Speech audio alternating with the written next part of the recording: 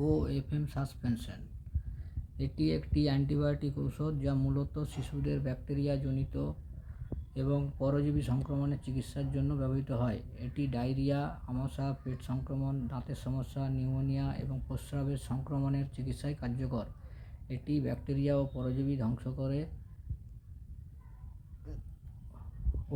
ওএফএম suspension আমাশয়, diarrhoea এবং অন্ত্রের পরজীবী সংক্রমণ, প্রস্রাবের সময় জ্বালাপোড়া বা ইউটিআইয়ের চিকিৎসায়, দাঁতের ফোলা বা মাড়ি সংক্রমণের চিকিৎসায়, নিউমোনিয়া বা অন্যান্য ব্যাকটেরিয়াজনিত ফুসফুসের সংক্রমণ, শরীরের বিভিন্ন অংশে ব্যাকটেরিয়াল ইনফেকশনের জন্য ব্যবহার হয়।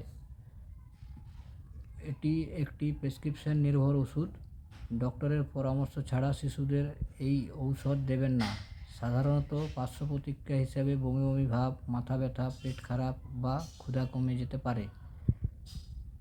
এটি শুধুমাত্র তথ্যগত উদ্দেশ্য। কোনো ওষুধ ব্যবহারের আগে অবশ্যই বিশেষজ্ঞ ডক্টরের পরামর্শ নিন।